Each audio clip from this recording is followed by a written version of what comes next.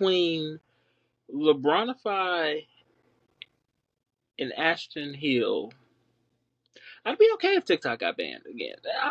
Being honest, because LeBronify got completely out of pocket. Just no more of that. Like, it was cool with the man on the Lakers, and I believe in LeBron. But when homie was like, no, Diddy, LeBron, I'm a choke, King, you the GOAT. No. Y'all ruined it. Y'all had a good thing, and y'all ruined it. And then we got my man Ashton Hill out there wiping his face with a banana peel and dunking his head in ice water every day at like 4 a.m. If they ban TikTok, I'll be okay with it. I'll be A-okay with it. Ladies and gentlemen, welcome back to another episode of Because I Have a Live Mic here on Fluent Radio, a very special edition of Because I Have a Live Mic. It's a birthday edition. It's your birthday. When I die, bury me inside a Gucci store. But yeah, I'm 34 years old now. I am old. Another trip around the sun, but I swear them trips are getting slower and slower. But we do have a great show lined up for you today. We're going to talk about, can the Bulls make a playoff run? I mean, they have been on a great tear this month of March, and can they carry that over into the playoffs? And also, we're going to talk about the madness that is the Western Conference as they continue to have completely upheaval between 2 and 10. We also want to talk about LeBron James Jr. problem and why it's not becoming a problem for LeBron James Jr. We also going to talk about some notable free agents left in the NFL, and we also going to talk about what's the beef between Asante Samuels and Deion Sanders. But we do have a great show lined up for you, and I got to give credit where credit is due. I dunk on them when they do bad, so I got to give them credit when they do good. And I'll be honest with you, the Bulls have been doing very well in this last month of March, right? They're 8-4. They picked up big wins against teams like the Lakers and Denver. They have been balling out, and that core three of Butez, White, and Giddey have been going crazy. Especially Giddey, like he had almost a quadruple double the other day. They had like a dropped, they didn't really. I'll be honest, they've been playing great ball, right? Like they have not been bad, and it's kind of that time frame where the Bulls kind of make those late season runs and kind of get everybody hopes up. And I'll be honest with you, this year, I kind of think they might do it. Like I don't think they'll make this great run in the playoffs, but I think they might get out of the play-in tournament this year, right? Like I think they might have something going. And if they can get out of the play-in tournament and they can make, a little run, I don't think they're going to, win a series. Because even if they do get out of the play-in tournament, they still got to go against somebody like Boston or Cleveland, So I don't think they're going to win, but they can make a run. And if they do that, they could potentially start landing some big-name stars over there. Because I still think they're like 1 star away. I think they're 1 player away from being like a legit contender, right? Like Giddey has been proven that he is every bit of good as player as we thought he was when he was in OKC. And like people think that, we fleeced the Thunder. We got a great player for an okay player. Like, no. Caruso is a champion. Caruso knows what it takes to win. And Caruso is a defensive guy, right? We didn't fleece the Thunder. The Bulls got an even trade. This might be the most even trade in the NBA we have seen in a while, right? The problem with Giddey was coming in those big moments because, again, he got benched in a playoff series. Like, that was the problem with Josh Giddey. They didn't believe in him anymore, and then SGA took off, and they were just like, well, we got our guy, so they, send off Giddey, and they got a defensive presence that they needed in Alex Caruso, right? Like, it's not like the Thunder are like down bad either. They're number 1 in the West with an MVP caliber player in SGA and a great defense. And Alex Caruso is anchoring that defense. So we didn't fleece them. We got exactly what we needed. But the problem was with Giddey, it wasn't the fact that he wasn't good.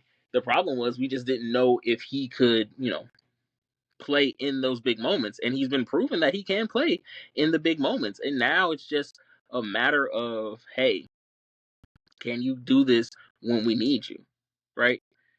And I think a lot of it also boils down to, like, he's surrounded by two great players, right? He's surrounded by not SGA. He's surrounded by Kobe White and Booth, and Kobe White has proven that he is a legit star. Like, he is a star in the making, right? Should have won Most Improved Player last year. Should have been an All-Star this year. And he's proven the fact that he is a legit guy that will take over this league one day. And if you think I'm crazy, just look at his numbers. He's put up 30 points in the past 3 games.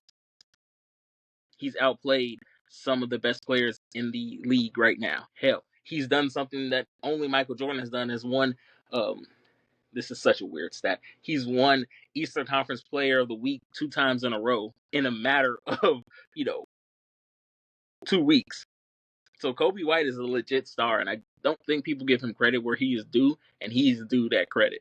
And Booth is coming along as well, right? Like, we got a rookie out there who's showing that the promise that we were expecting him from. And if the Bulls can keep this up, they can make some noise in the playoffs, right? Again, I don't think they'll win, but I think they can get to a game 6 against Boston. This reminds me a lot of those, that older Bulls team with rookie Derrick Rose. You got Joe King, Lou Wall, and they took the then champions in the Boston Celtics to a 7-game series, and that kind of started that late great run in the early 2000s with the Bulls, right? I see the similarities there in this team, and be honest, if they can keep this up, they can potentially make some noise in the playoffs. Because that run that Bulls team had started that run of where they got to the Eastern Conference Final. So don't be shocked if this team makes some noise in the playoffs. And it's worth noting that if they can make this run, Giddey might be up for a contract. And the good thing about this team is everybody's still on somewhat of a rookie deal, from Kobe to Giddey to Buthez, right? Obviously, Buthez is a rookie. He's on a rookie deal. He's a rookie, right? And the good thing about it is that if they can, get this right, get this going, they might be able to keep this core together and bring in another star. If they can find another star, because I think they're one more star away from being legit, they would be a legit contender in years to come. If they can find a way to keep this core together, I don't see much stopping them. They can be the Detroit Pistons this year, right? They can be what the Detroit Pistons are this year, next year. And with the Bulls, hey, it's a possibility because they are playing great basketball right now. So goalpost moving is, once you get to one level, they move the goalpost to say that you aren't there just yet. The perfect example is what's going on with LeBron James Jr., Bronny, if you know. Because just recently he had like a career high 17-point game, 5 rebounds, 3 assists. He had a great game, and it wasn't in garbage time either. It was legit time, and people want to say it was garbage time, but I saw Giannis out there. That's not, anytime Giannis is out there, it's not garbage time. And he had a great game. He went in and played 30 minutes and had 17 points. And then a few nights ago, he just dropped 39 in the G League game. And so what I mean by goalposting for LeBron James Jr. is that they're now moving the goalpost for him, because now he's starting to get better in the league. He's starting to get more comfortable. And now it's becoming, from when he first got drafted, it was nepotism. LeBron wanted his son there. He doesn't really want to play basketball. He's not going to be great. He needs to go to the G League and learn. Goes to the G League. He averages 21, 5, and 5. Well, it's just the G League. He's not playing against anybody. He's playing against bums. He's playing against not NBA players. Goes to the league, goes back, finally gets actual time because everybody on the Lakers was hurt. Drops 17 against the Bucks. Even in a blowout, he dropped 17 points. Now it's becoming, when did 17 points become a career highlight? Like, he needs to do that in this. He needs to do, like, it's goalpost moving, because the problem for you all now is that he's starting to get better in the league. And now a lot of it is translating over to, like, I don't have much else to talk about. This is going to be the problem with a lot of people, especially once LeBron leaves is that y'all won't have that guy there that you can just throw to and get like a million views and all the likes and everything. When LeBron leaves, if there's nobody else there to hate, you're going to see a lot of sports broadcasters, sports podcasters, rage bait guys have an issue because they don't have any more rage to bait off of. That's why they need either LeBron James Jr. to be good or bad, because then they can continue the hate of LeBron. Because this is all that really is that it's now translating from LeBron to his namesake. And don't mess around and let Bryce get in the league too. Oh, it's going to be all over. And the issue that a lot of people have is that Bronny is getting good. He's getting more comfortable. He's looking more relaxed. He's looking like he is understanding the game a lot more. His genes are coming through. Like, we've seen a lot of it play. If y'all haven't been paying attention to the G League, I'm not going to stunt. I don't pay attention to the G League either. But the games I do watch, he's getting it. And the problem was he was averaging like 4 and 5 minutes in garbage time. So nobody was really ever going to see what he was able to produce, right? Like, there's the clip going around of Gilbert Arenas saying that if he averaged, 30 minutes a game, he would be 12, 4, and 4. And we saw it happen in real time, in live action, that if you give him time in the game, he can get it going. And the big problem for a lot of that is, especially now, with this rookie class not being as great as it is, if he was averaging 36 minutes, he'd probably be in the running for Rookie of the Year.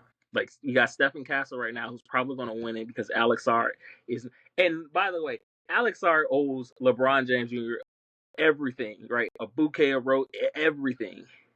Because if it wasn't for him, we would be talking about how bad this rookie class is. Outside of like Stephen Castle, Stephon Castle, I'm sorry, this rookie class has not produced at all. At all. And they are so lucky that everyone is focused on the 55th pick that they aren't paying attention to the rest of them. But if he was getting more time, he would be a Rookie of the Year candidate. And I think for a lot of people, the issue is they can't hold on to that hate for LeBron the more and more he starts to get, better in the league. And they need a vessel to kind of transfer that over to, and it just so happens the easiest vessel is his namesake.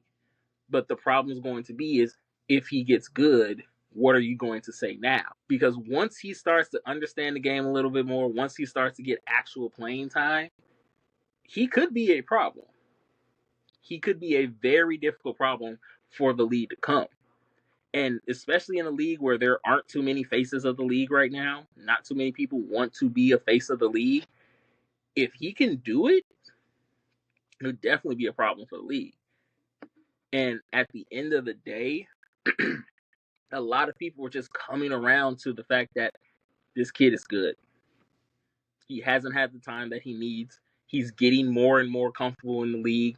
And once they start giving him time, because again, the Lakers are breaking down before our eyes. Like, a lot of them are getting hurt. And he may get some more playing time, especially as the, season goes on, once they lock in whatever seed they're going to get. And they don't want to, risk anything. Just watch. Like, later on in like April, where the season starts to slow down and they get ready for playoffs and Bronny gets some more time, he could show that a lot of people that he wasn't just a Nepo baby. He wasn't just because his daddy wanted him in the league. He deserves a spot in the league. And he's going to be a problem for a lot of people for years to come. When I called this the Wild Wild West, I really meant it. Because the West between 2 and 10 right now is up for grabs, right? The Thunder have already locked up the number 1 seed, basically. And I'll be honest with you, every other team, it's a mix and match of who's going to be the number 2, who's going to be the number 3, and so on and so forth, right?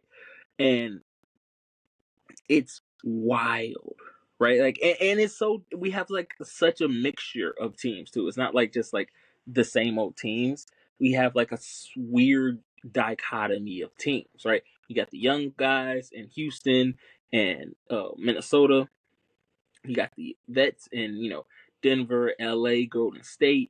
We got the, I don't want to say the surprising team in Phoenix, who, creep back into the play-in. And we got Memphis, and we got Clippers, and we got Sacramento. It's so all over the place. And then not even to mention Dallas, who could potentially slide in there. I mean, if you look at it, with Anthony Davis coming back and trying to make this late season push, which I don't think they should. I think they should have just hung it up and just called it a day. But they're going to try to make a late season push to get into the play-in. This West is so crazy right now. And one of the best parts about it is the fact that anybody can come out of the West, right? It's not a lot for OKC to come out the West either, right? Like, they have a good team, they have a great young core, but are we 100% sure that the Thunder can do it, right? Because this is the difference between a lot of teams who are number one seeds, is that you can get the number one seed, but are you a true number one seed? And they have a good mixture of, like, obviously superstar talent in SGA, veteran presence in Caruso, defense in Chet. They have a good core there, but I'm not 100% sold on them to get out of the West, right? And as far as, like, best matchup, like, if the playoffs ended today, right? Like, if the playoffs ended today, we'll keep the 7 to 8 seed there, because I don't see too much changing. Maybe I think Sacramento could slide in and take the 8 seed. But if we keep it to this way it is, right? Minnesota will have to play the Thunder. I think that's a bad matchup for Minnesota. I think right now they're in that weird transition period where they know who they are, but they don't know who they are right now. And with everything going on between Ant, Nas Reed not really playing well, and DiVincenzo and Julius Randle coming back, they could potentially make some noise, but I don't see them beating OKC. Then you got the not the Thunder. Then you got the Rockets and the Clippers. And what can you say about the Clippers at this point? It's no longer a matter of if they can do it. It's a matter if their stars can show up and play. Kawhi, is doing the Kawhi thing. He's, half hurt, half not. You got, Norman Powell, who's leading right now. And then obviously it's the great mystery of James Harden. Which James Harden are we going to see in the playoffs? Are we going to see the one that chokes a lot? Or are we going to see the James Harden that we have been expecting to see since 2015? We don't know which James Harden is going to show up, and I don't think the Clippers can do it. I don't think the Clippers can beat a Houston Rockets. I think they're that good that they can move on in the playoffs. Then you got Golden State versus the Nuggets. Now, I will give you this. That would be a phenomenal matchup, right? Golden State right now with Jimmy has been playing out of their mind. They have been looking great. Obviously, you never know what Jokic is. You got the story of Jimmy finally beating the Denver Nuggets because he has a team there that actually cares about it, even though they lost to Miami recently, but it is what it is. But we have that story there. And it's, can Steph finally, get one up over Magic Johnson, basically? Well, not one up, but can he tie Magic Johnson and officially be the best point guard in the NBA history? You have that storyline there. And then you have Memphis versus LA. Memphis and LA writes itself, right? You got Ja, who, to some people could have been the face, and then you have LeBron James on the chase to get 5. You have Luka on the chase to get his first ring. You have Ja going out there and saying that, hey, I'm still the guy.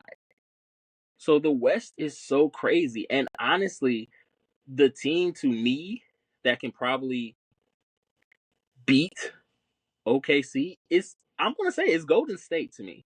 Defensively, they're there now. Defensively, they have what it takes to stop them. And if you get Steph Curry hot, there's no stopping that. There's nothing you can do if Steph Curry just decides, I want to go on a tear. There's nothing you can do. Like, I know right now OKC is playing a historic defense, right? Historically, they're probably playing the best defense we have seen in a while, especially holding teams to, basically under 110 per game, right? That's the best defense in the league right now. They are the best defense out there. And if they could do it, but if it's so weird, if Steph Curry gets hot, I don't think they can stop him. If Jimmy Butler gets going, I think I wouldn't be shocked if we see Golden State getting out of the West, just because I don't truly believe in the Thunder just yet. I don't believe in them. They can shock me, probably, but I think if I was to pick any team to come out the West, it's the Golden State Warriors. They have everything you need to be a dominant team right now. They have the coaching, they have the players, they have the front office behind them. They have, going for essentially history. Draymond can get his 5th ring, establish himself as one of the best centers to do it, and ride off into the sunset and go make his podcast. They have everything they need there to win. And I just think the Thunder are there, but they're not there yet. I'm not saying they're a false 1 seed. Like, they are playing phenomenal basketball. They are playing phenomenal. They have the best record in the NBA for a reason. But if you are legitimately talking about who can come out of the West, I think Golden State is the only team you can sit there and say, without a shadow of a doubt, has a chance. And the only reason why I don't pick the Nuggets is because people are figuring out Jokic now. People are figuring him out. He's not being as dominant, per se, that he was a few years ago. Golden State is on a run that I don't think a lot of people want to be away yet. I've said it before, and I'll say it again. Golden State can play spoiler to a lot of teams, and Golden State could potentially make it out of the West this year. If you don't believe me, just watch. Right, switching gears a little bit, we're going to go to the NFL, and I got to start off with this. I had a list of, like, notable free agents, potential free agents, where they're going to go. And I had to change this list up like 3 times because in a matter of like 2 days, the whole landscape of the NFL switched up a little bit. And it's so crazy because, like, for the Giants to sign Russell Wilson to a deal that is 1 year, 21 mil, right? 10 guaranteed, whatever it is, right? For them to sign him after signing Jameis Winston proves to me that this is not a serious franchise. Because at the very least, and I'll talk about this later because I had them picking a quarterback because they need a quarterback for the future. With this sign, it's telling me it's kind of the same deal when they drafted Saquon. When they, back then when they drafted Saquon, is that they feel like they are just on the run, that they're like a quarterback away from making a great run. And I think they did themselves a disservice by trying to have like this quarterback battle between Jameis and Russell. And I it's not going to work out for them. And I think I can transfer over to, like, this kind of screams like a lot of people are trying either to get into the Arch Manning sweepstakes.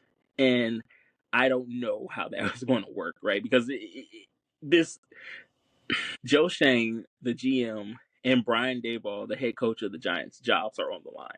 And if they don't, win this year, they are going to be fired. They're going to be fired. And I think this moves is kind of trying to hedge their bets a little bit because of, hey, we just get Russell in there. If he does well enough, cool. We make a playoff run. We can kind of strategize what we're going to do later. But this is one of those moves where it's not thinking about your future. It's thinking about right now, right? Washington could have did that. They got, Marcus Mariota, and then they still drafted Jaden Daniels because they knew we need to prepare for our future. And our future is going down the line, Jaden Daniels. So they knew, hey, we want to get a rookie quarterback. We also want to have a veteran there, kind of show them the ropes. You have Jameis there. Listen, we all know what Jameis Winston is. He's a great player. He's a phenomenal quarterback. He doesn't make great decisions with the ball. Like, he throws a lot of interceptions. Like, he is our new generation Brett Favre, as long as he doesn't try to rob poor people. Because he gonna throw that ball. Now, whether it ends up in the receiver hands or the quarterback hands is anybody's guess. But he gonna throw that ball. He gonna throw that ball for sure. But the problem now translates over to what are they gonna do next year? Because both of them are on 1-year contracts. Getting Russell Wilson means that you're trying to win. Are you guys not going to, play the game and get a good quarterback for the future? Or are you guys just trying to win now, so to speak, and see where it goes? Because Russell Wilson's best days are behind him. He's still a very good quarterback. He proved that in Pittsburgh. But it's not like one of those things where he has a lot of years left in him. He proved that down the line where it got a little hectic down that line, and a lot of that could be contributed to the Pittsburgh's locker room. A lot of that could be contributed to him, but it got hectic down the line. So with this move, are you guys setting yourselves up, or are you guys just trying to, win now, which I don't think you should do. But nevertheless, free agency has been crazy. We do have some notable free agents left, and I'm going to tell you where I think they should probably go. Right? I'm going to tell you. Right? We got Rasul Douglas, cornerback, last played with the Bills. He was great. And there is a team that needs cornerback help. There is a team that needs defensive help, all in general, right? Like, they need the help. And I think it's Baltimore. I think Baltimore needs cornerback help, right? Like, that was one of the big issues that they had going down the line and playing in those playoffs, right? Like, the defense got better over time, but if you look, the first starts, it was kind of hairy. Like, it was extremely hairy. And he's 30 years old, so he's still good. He's not, ancient or decrepit, but 30 years old for a cornerback, that could still work because he's still very crafty vet. So, like, teaming him with Marvin Humphreys, Nate Wiggins, that could be a very good defensive backfield. And that could help out this defense a whole hell of a lot. And if they can get that together, you never know. They could make a run. And again, I still don't know what they were doing with Lamar Jackson by getting him DeAndre Hopkins. But let's be honest. Between Steve Smith, Odell, and now DeAndre, Baltimore may be a wide receiver graveyard, right? Like, Steve Smith had those great years, but he wasn't what he was in Carolina. Odell at that point was passed around more like a blunt. And now you get DeAndre Hopkins, who I thought he was going to retire after the year he had in Kansas City, where everybody was for sure he was going to take over, and he really didn't.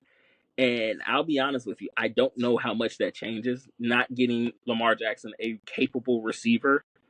Maybe they'll draft one to pair him with Zay Flowers, but I just don't think that's a good deal. I definitely think, though, he will fit in well in that Ravens defense. And then this is where I had Stephon Diggs going to the Cowboys, because I thought that was a perfect fit. Stephon Diggs is a big personality, him and Jerry together. But surprise, Stephon Diggs got a great deal, 3 years, $69 million, nice, with the New England Patriots. And this shifts a lot of stuff, so to speak, because they gave Drake May a receiver that is still very good. Now, the issue is he's 31 coming off not Achilles, that's Aaron Rodgers. He's 31 coming off an ACL. What is he going to be? And the biggest issue I have is, how is he going to be in that locker room? Because we all know the Patriots don't like to throw to receivers. They like to run the ball. They will run the ball. And how long before it comes up and rears his ugly head where Stephon is like, I'm not getting the ball. You need to feed me the ball. Because it's the Patriots' way. They don't care. Like, they care about wins. They don't care about your stats. They don't care about any of that. They want to win games. And if their best way of winning games is to run the ball 11 times, they're going to do it. They don't care if you got 1 catch or 10 catches. Whatever way they can win the game, they're going to win the game. So I don't know how Stephon Diggs is going to work there. But if they can get it together, Stephon Diggs could be a nightmare for a lot of people. And we get to see Stephon Diggs versus Josh Allen twice a year. We all know how their relationship kind of went sour towards the end. So we get to see that twice a year. The only issue is they don't play on the field at the same time. It would be so much better if they played on the field at the same time. But since they don't, it's going to be less fun, but it's still going to be very interesting to see. But as far as the Dallas Cowboys go, they still need a receiver. They still need a receiver, and I know he said that he's only going to play for Chicago or the Chargers, but Keenan Allen could fit in great there, right? He's, another one of those crafty vets that may not have the explosion that he had, but we saw that he's still a very capable receiver with Caleb Williams. I said they shouldn't have let him go. I said they should have kept him because he was getting a very good connection with Caleb there.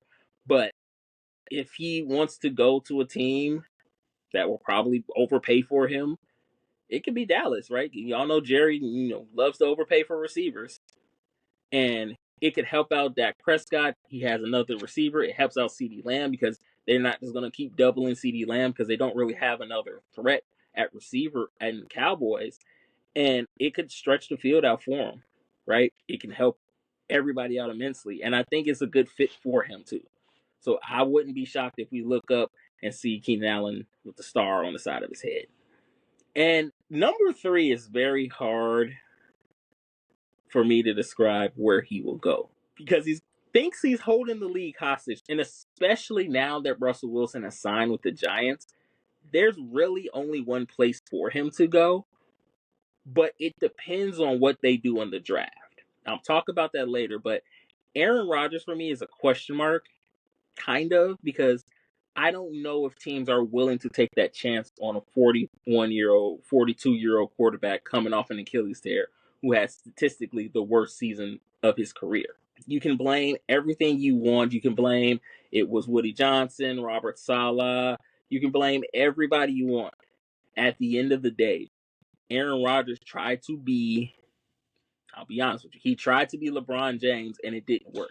He tried to be the GM of a team, get people he wanted over there to win a title, and it didn't work for him.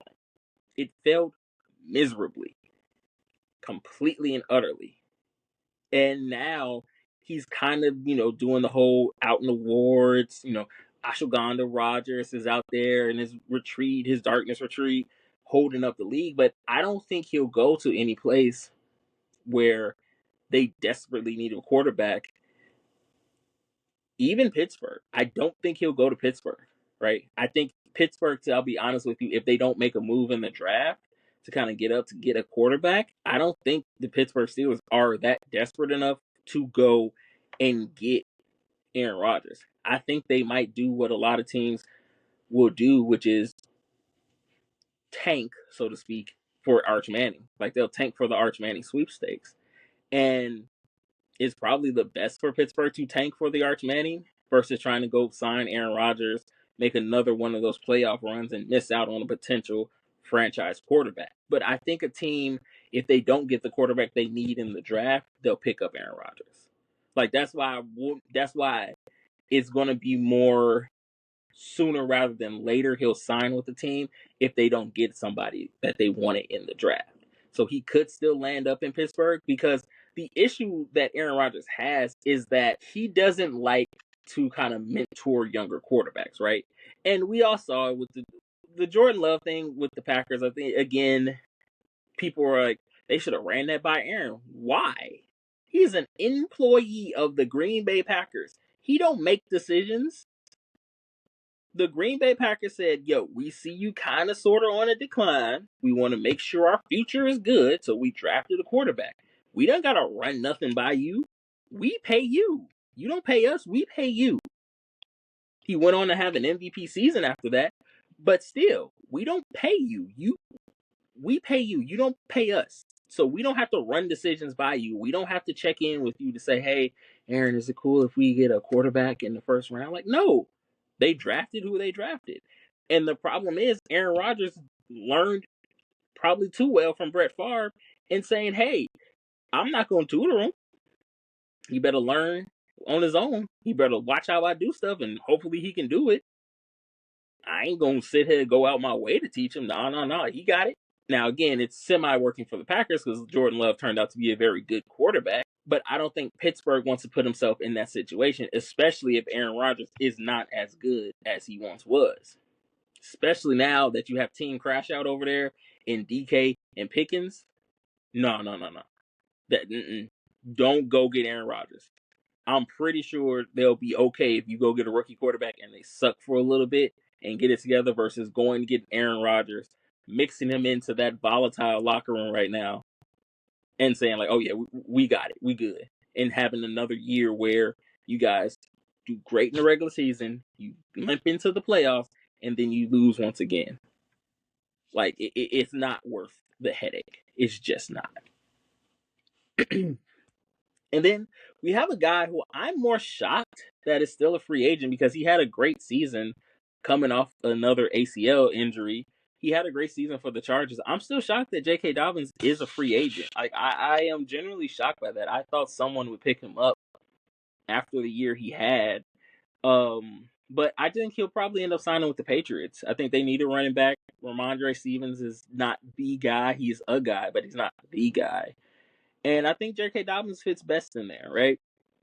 Explosive running back that can catch balls out the backfield, give Drake May a nice little safety blanket, can run between the tackles, can run outside, can do all the things you need from a running back today. So I am generally shocked that he is still not signed with anybody. And again, I kind of sort of think that falls into the drafting again, where they don't believe in the running backs that they have. They'll probably bring him into camp.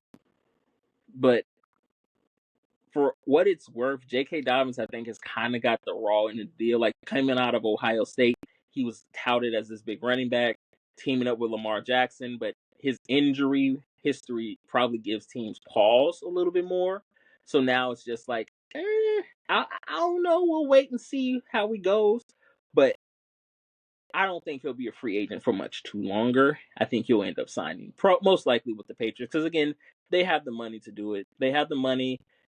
So it's not an issue. I just think they're trying to either find somebody for a little bit cheaper, get somebody on a rookie deal so they don't have to pay him that much. But yeah, he's going to get signed to somebody. And then the last name, which I'm not shocked by, I just think, again, and there's another one where he's been having injury issues, is Asante Samuels Jr. And he's probably going to sign with the Patriots as well. Because, again, they need somebody to bolster that defensive backfield. Really, only Christian Gonzalez is back there. That's a threat at corner, and he's a good, solid corner. He, it's in his DNA from his dad, Super Bowl winning champion Asante Samuel. So it's in his DNA to be a great corner. He just has to fix the injury issue. So I really do think the Patriots, again, could use some help on the defensive side of the ball. So he would be definitely a big sign for them if he goes there. Speaking of Asante Samuels, I don't know if y'all seen this, but Asante Samuels and Deion Sanders, and by proxy, Shannon Sharp got beef for some weird reason, right? Like, this all technically started when Deion said he didn't like the T-step, right? And then Asante came in and said, like, oh, all of this, and that's why I'm a better corner than you. And I'll be honest with you, Deion gave the best response by not responding. All right, like, let that be a lesson. See, sometimes it's best to let the person yell at himself for a while. Just like how some of y'all be sliding to them girls' DMs and talking to yourselves, sometimes the best response is no response. And he came out and said, like, well, my stats are better than yours. And, I got more interception in the playoffs. I got more, which is true, right? He does have the record for 4 interceptions returned for a touchdown in the playoffs for any cornerback. He does have that. But this is why I say numbers don't lie, but they can be deceiving. Right? You're arguing with a Hall of Fame player in Deion Sanders, a Super Bowl winning champ, right? Two things. One, you played a different style of cornerback than Deion. Deion played man. You were a zone cornerback. That's number one. Number two, and I'll be 100% honest with you, you are not even in the top in your decade. When people think about cornerbacks from the years of 2000 to 2009, 2010, you don't get brought up a lot, right? Like, there's Champ, there's Ty Law, there's Charles Woodson, there's Nnamdi Asomugha. Then maybe you. When we talk about Deion, we talk about a guy who is the best corner in the league. And when people sit up here and talk about, well, if you look at his numbers, what numbers? No, it don't. It does not. When Deion intercepted a pass, it was a 60% chance of him returning it for a touchdown. You talk about how your playoff numbers are better than Deion's. That's because nobody went after Deion in the playoffs. Nobody was going to test that. You look at his regular season numbers. He has more interceptions than you in the regular season. He has more interception return yards. He has more touchdowns than you. Yeah, I've said this before and I said this again. If you're a cornerback and you have a lot of targets and a lot of tackles, that means nobody is afraid of you. They will challenge you all day and all night. And if you make a play, they can live with that. Versus when they played Deion, he shut down a field for a reason. He shut down half a field for a reason. There's a reason why they said 2/3 of the earth is covered by water, the other one is covered by Deion Sanders. There's a reason why they called him prime time. It's just not a catchy name. When the lights were on bright, he was the guy. Like, this is no disrespect to Asante Samuels, who is a phenomenal cornerback, a Super Bowl winning champion. But if you're sitting up there having beef with Deion because of some weird reason, because he doesn't like the T-step, it's his opinion. He doesn't like it for his style of play. If you like it for your style of play, cool, congratulations. He doesn't. He didn't sit up here and say all cornerbacks who use the T-steps are dumb and stupid. You should do it my way because my way is the best. He said, if you do it, cool.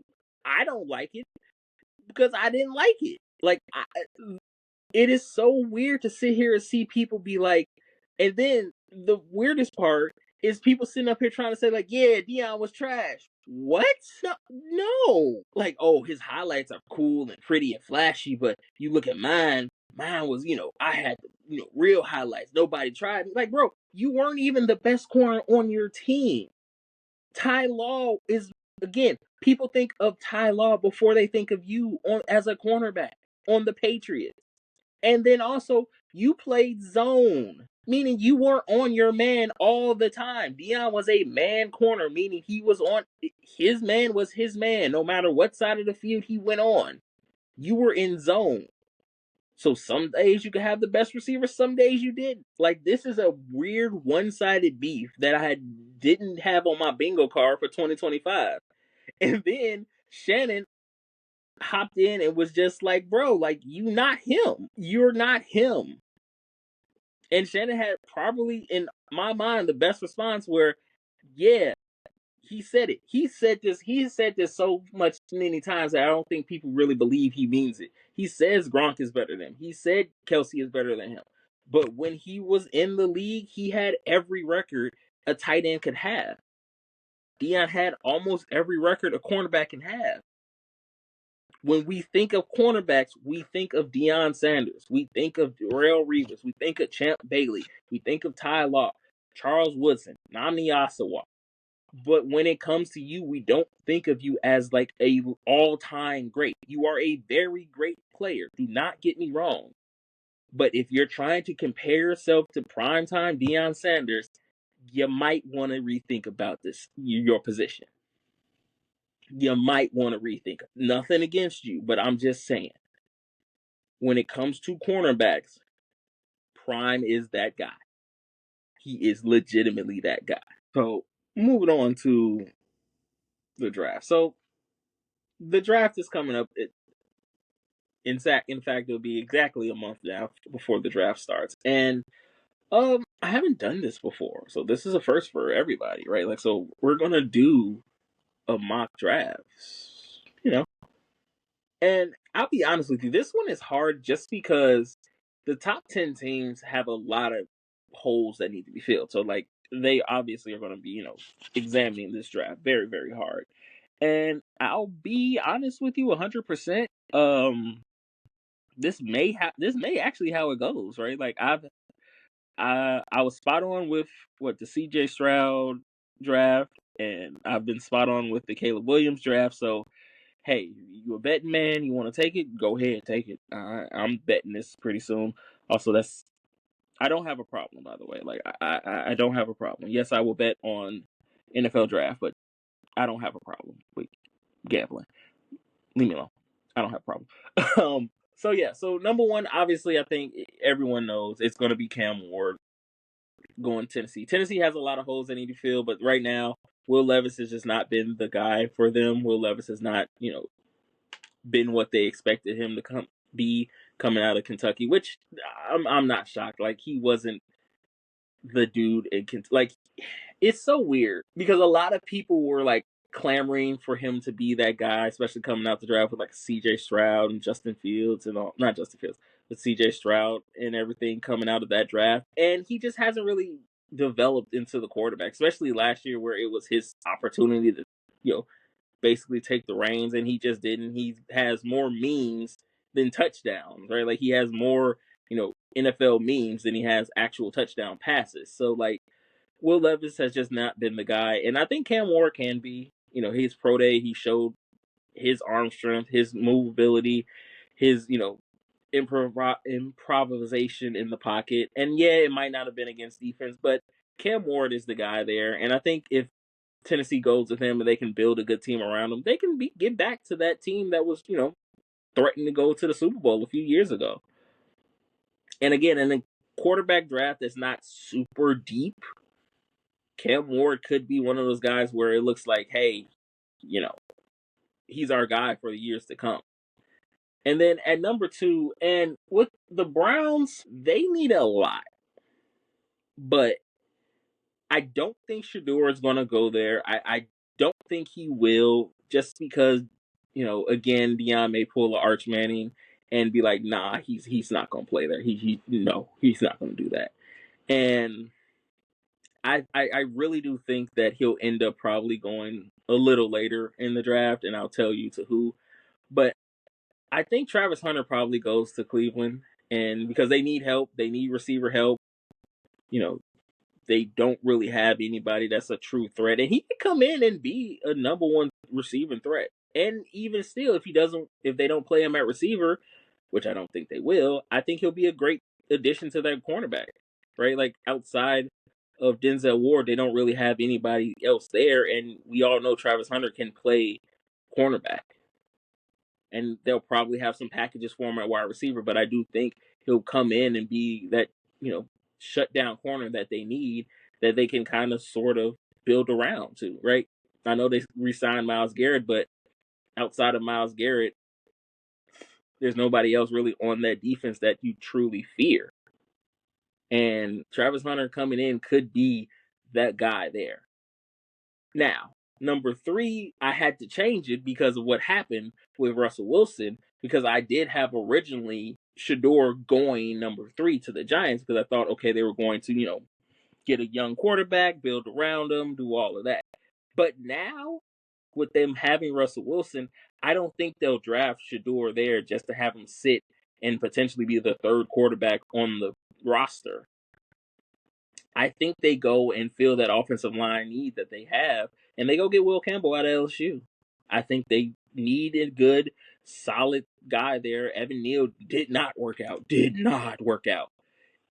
So I think they feel that need that they have on offensive line, and they can kind of build around it, because, hey, if they have a good draft and they find another receiver to go along with Malik Neighbors, they have another receiver that can go along with Robinson in there, they have a squad there. If they can get that offensive line together, if they can figure out how to do, protect Russell Wilson, they may have a chance at winning, at the very least, threatening for that division title, right? Philly's still there.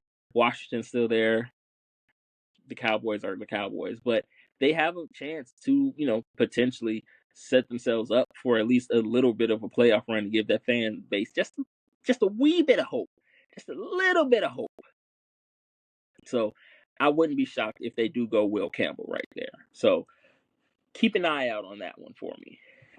Number 4, the New England Patriots. Yes, they did just get Stephon Diggs. Yeah, they did get I don't know if Stephon Diggs is a number 1 receiver for the whole year, though. Right, like he again, coming off the ACL tear, I don't know if he'll be available week 1. So you don't want to take the risk of not having him there and not having any receiver there. So I think they get McMillan out of Arizona. Get Drake May, a true blue bona fide receiver. He's, again, some people will argue the best receiver in this class. Some people will say he's the 2nd best behind Travis Hunter. But I think he's a very explosive player. I think they need something like that. He's a big-time player. He's a big-time, he made some big plays in Arizona. So I wouldn't be shocked if they go get Drake May, a young receiver that he can grow with, right? Because Stephon Diggs, yeah, you gave him those 3 years, but I don't think he'll be around for the whole time with Drake May, and you need to have a young, good core around you to build around Drake May to push this team forward. So I wouldn't be shocked if they go get McMillan out of Arizona at the number 4 pick. And then for the Jacksonville Jaguars, the same deal. They need offensive line, right? They need offensive line help. They need to protect Trevor Lawrence. They need to figure out, how they can keep their golden goose upright so that way he can make some of those great throws that we know he can make. So I think the offensive guard out of Missouri will fit best there. Armand. I'm reading them off because I don't remember all these names. Armand. I'm not even gonna try to pronounce his last name. Minbu, whatever. Armand out of Missouri.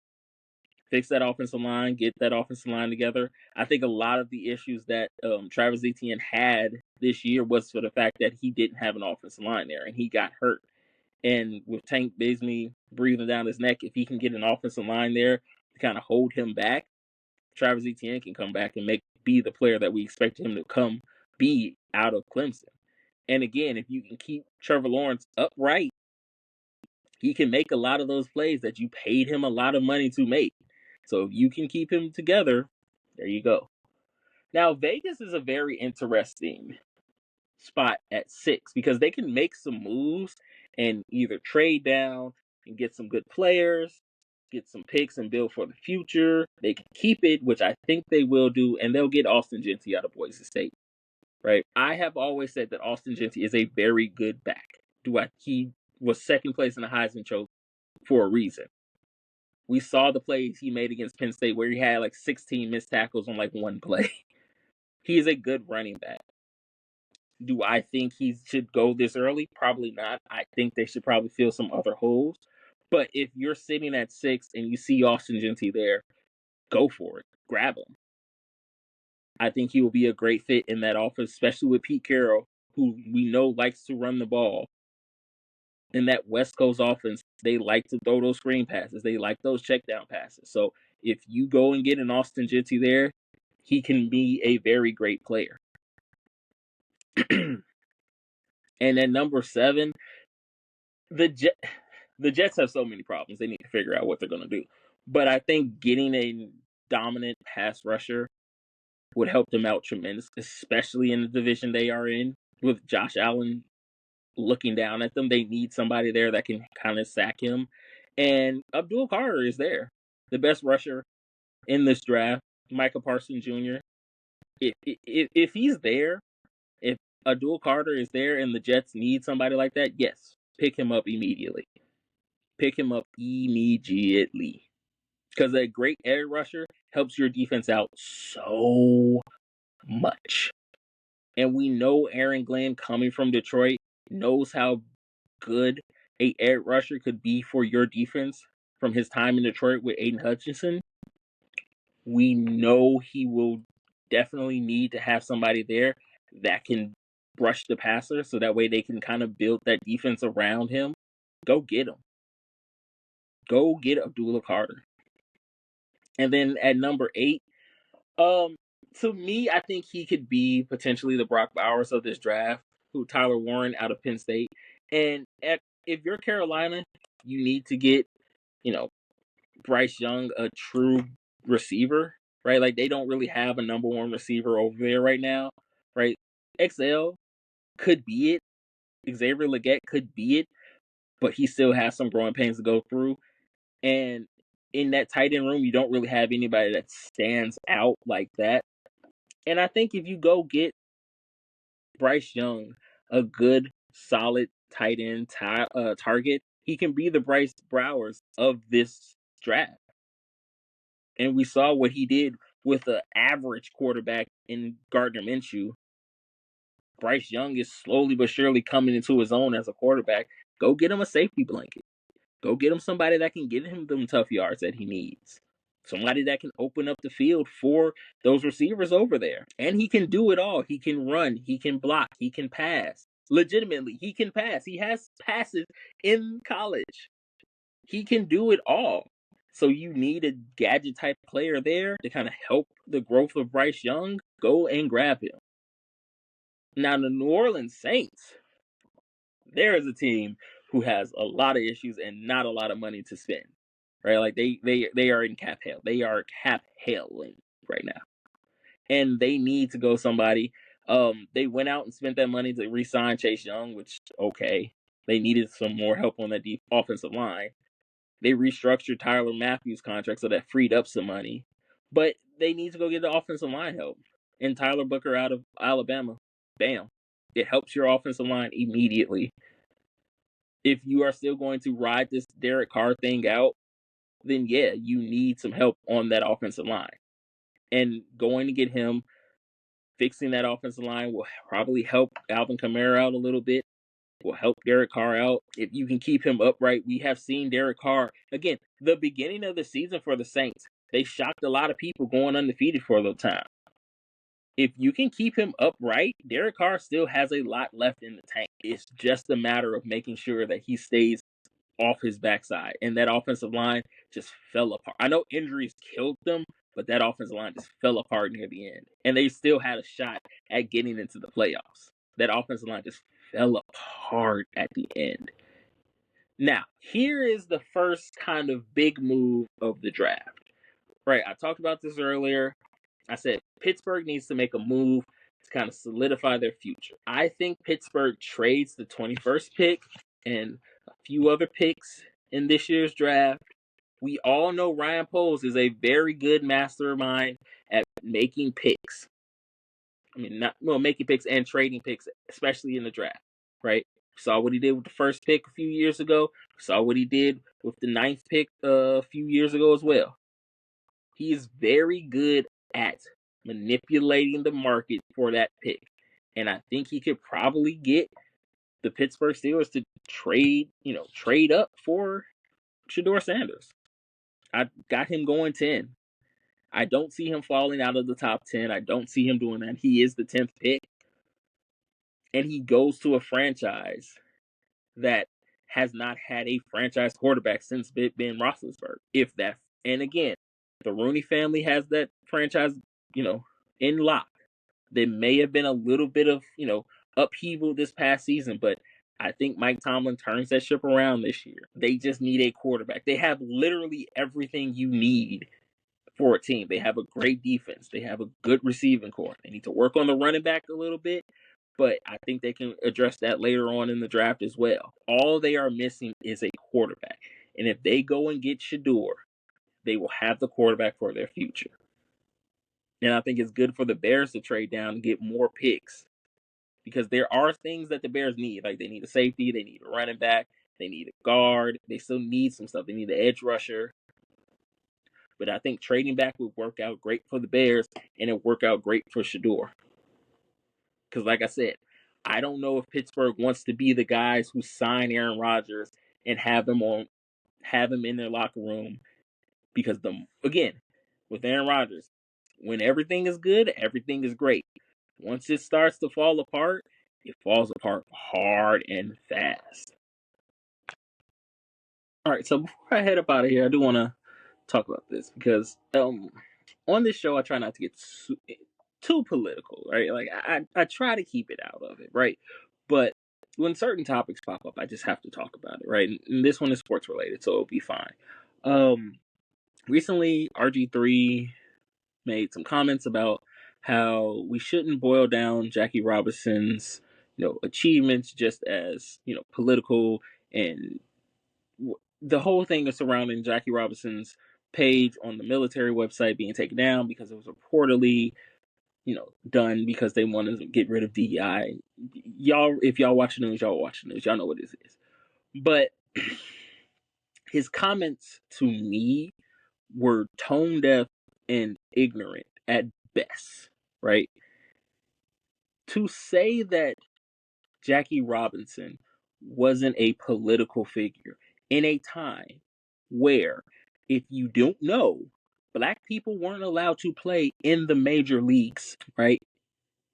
Like, that's why they had the Negro Leagues and, the MLB, right? Like, they just recently merged them, so now it looks like, oh my gosh, these players were always there. They were always there. Silly black person, they were always there, right? But the issue I have is that he went and listed like a bunch of, first for black people, right? And my issue is, and I will say this for forever, Anytime black people do anything, especially in something they were not thought of at the time, it is always going to be political. Black people in sports in general is a political statement because these sports were not created for us. We just so happened to come in and dominate it. Jack Johnson knocking white dudes out in the 20s and 30s was political. Jackie Robinson stealing bases in the middle of Jim Crow South is hella political. Jesse Owens winning 4 gold medals in front of the mustache man when he was out there touting how great blonde, blue-eyed people were. And Jackie Robinson said, I bet it's political. The black runners in the Olympics holding the fist in the air with the black gloves, political. Colin Kaepernick taking a knee, political. Black people in sports are always going to be political. The problem nowadays is people don't want to think about it. People love to use the excuse of, well, I use sports to escape from, the days. Black people don't have that luxury. We don't have the luxury of escaping from the days. We live it every day we walk out of our house. And seeing black people dominate in a sport, in a position, in anything that was not built for them brings me joy.